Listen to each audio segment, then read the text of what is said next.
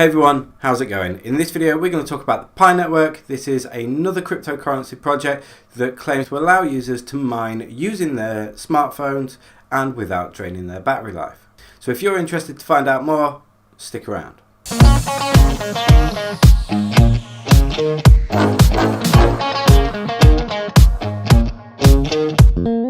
Hey everyone, welcome to the Bitcoin for Beginners YouTube channel. I'm Fez, and in this video we are going to talk about the Pi Network. So a little bit about Pi Network. It claims to be the first cryptocurrency project to allow users to mine using their smartphone. Their aims are to create a secure, immutable, non-counterfeitable source of digital money. Now they're going to do this by using distributed ledger technology and making use of the Stellar Consensus Protocol. Another claim that they hold is that mining cryptocurrency on your mobile phone will not affect your battery life. The project was founded by 3 individuals, 2 of which hold PhDs from Stanford. The first being Nicholas, and then followed by Chendio, and the third of which is Vincent, who, if you are familiar with the social media profiles, you will recognize as he seems to be the face of the project. Now, what I do find a little bit concerning is the fact that you only really do see a picture of Vincent and videos of Vincent on the social media channels, whereas the rest of the team seem to be taking a back seat and don't really seem to be in the public eye very often. I would like to see more of them interacting with the community on various different media channels. With the social media channels being mentioned, you can find Pi Network on Instagram, Facebook and Twitter. You will not find them on Telegram, Discord or Bitcoin Talk. They do have a Reddit, however there doesn't seem to be anyone from the team on this Reddit channel. Another thing I want to point out is the lack of tweets on the Pi Network's Twitter profile. I'm really going to focus on the mining and how all of this sort of works. The mining for Pi Network is done on a 4-tier basis, the first of which is a pioneer. This is somebody who uses the mobile app to interact with the network on a daily basis. They do this by signing into the mobile app to verify their identity and to request transactions, so that can be send or receive Pi over the Pi Network. The second of which is a contributor. This is somebody who adds other people to their network within Pi, and this information goes together to create the shared trust graph that we will discuss very briefly later on. The third of which is an ambassador. This is somebody who recruits other individuals to come over and join Pi Network, whether they are pioneers, contributors or ambassadors themselves. An ambassador and a referee will receive a 25% referral bonus for signing up to the network. The fourth is a node. This is somebody who is physically running a node on a desktop or laptop and will maintain the distributed ledger. It is possible to beat all 4 of these tiers of mining and receive contributions based on all 4 of them. Some of the key differences between Pi Network and other blockchain projects is the fact that rewards are paid out daily. They are not paid out per block. They are also spread across the entire network, so as long as you interact with the network in some shape or form, you will receive a payout at the end of the day.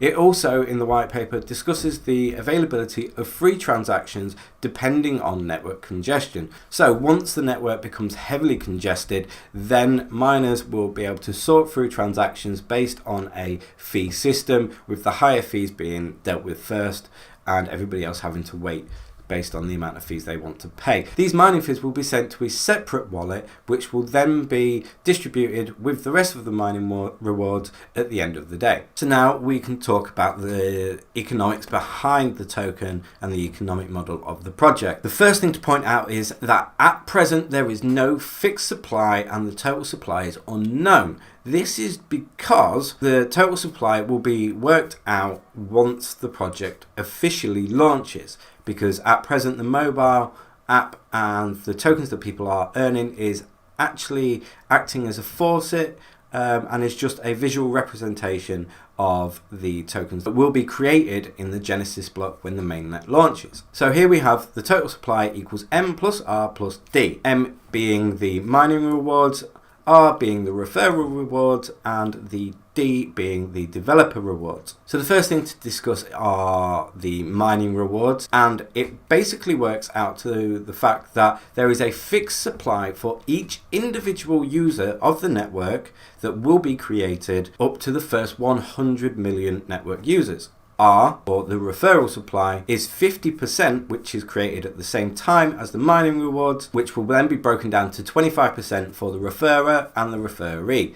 These will be distributed at the same time as the mining rewards at the end of each network day. D, or the developer rewards, works out to be 25% of both the mining rewards and the referral rewards combined. In the white paper, it does describe F, which was used in the equation, as a declining function. This, from what I understand of reading the white paper, is considered to be a declining function due to the fact that the supply will be capped to the first 100 million users. We also have the Pi stack, and these are potential use cases for the Pi network. The first one is the distributed ledger and the shared trust graph. This is a map of nodes and contributors and pioneers across the network being rated on their contribution to the network, which is the amount of people they recruit, and also the behavior of the nodes. This shared trust graph will be used to connect users to the nearest well-behaved node on the network if they send and receive any Pi. The second is the attention marketplace. This is being sold as a scarce social media, and the example they use is an Instagram type format where users can post out to the entirety of the Pi network, and only one post will go out at a time.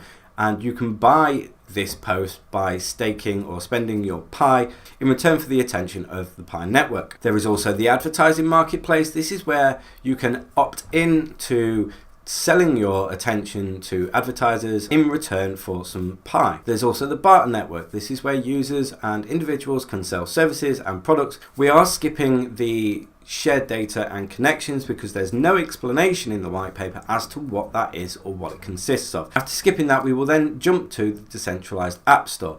This is going to be an app store similar to Google, where developers can sell their decentralized apps without having to bootstrap to the network, because all of this will be put in place by the Pi network, which seems like something that the majority of smart contract platform and projects that enable decentralized apps are already have in place. Okay, so let's discuss the governance of Pi network. So under 5 million users, they intend to have a similar off-chain kind of governance to that of Ethereum and Bitcoin. The main difference being that Pi network is going to be a closed source project. So whereas with Bitcoin and Ethereum, users can actually add or put forward code and improvements to the network for people to agree on them. This is not going to be the case for Pi network.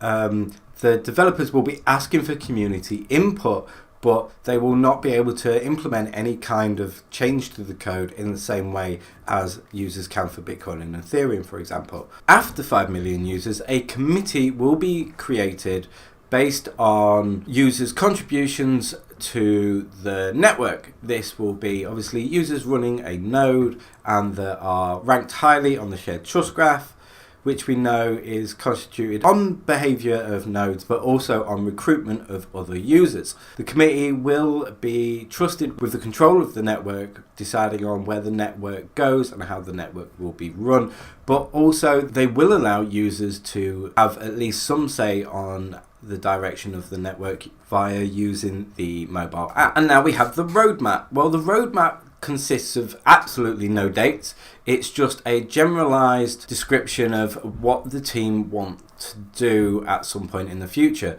We're currently sitting in phase 1, which is the design, development, and the trust graph bootstrap. This is where the network is trying to recruit users and increase mobile app downloads and build a foundation for the network when the mainnet does launch. We do have the testnet, which is actually running alongside the phase 1. So anybody running a node at present would actually be running a node on the testnet and helping towards the testnet's success. The mainnet will be launched when the community decides the project is ready. So we have no date of a potential release, just when it's decided on by the community that it's time for the project to launch. So with Pi Network, there are a few things that we need to remember and at least think about. First of which is the total supply, which we don't know what that's going to be. Secondly, we have the social media channels and the team's public relations. Now, we do see a lot of Vincent. He is creating content every now and then discussing the Pi Network, but it seems to be very, very brief, not a lot of description about the progress of the network, and we're not seeing any of the other two team members. So I would really like to see Nicholas or Chendio in front of the camera, letting us know exactly how they're progressing with the network and how things are going behind the scenes. We have Twitter, one of the channels that Pi Network has connected itself to, but they've yet to release a tweet, which I think is just really odd. Why create a social media profile unless you intend to use it? I'd also have liked to have seen a Telegram channel, a Discord, a Bitcoin talk forum, and an official Pi Network Reddit channel. Now, the big selling point for this is the fact that they are enabling users to mine from their mobile phone. But this is actually false advertising. There is no mining going on at all. You are interacting with the network, yes, and you are being rewarded for that. But you're not creating any tokens. All of the tokens are going to be created in the Genesis block. Another thing in regards to the team is Chendio. Her social media presence is non-existent. Now, on the website, she discusses her PhD and the fact that she's had published papers. Well, I did a search of her name and the fact that she comes from Stanford, and I couldn't find any published papers by anybody of that name at all.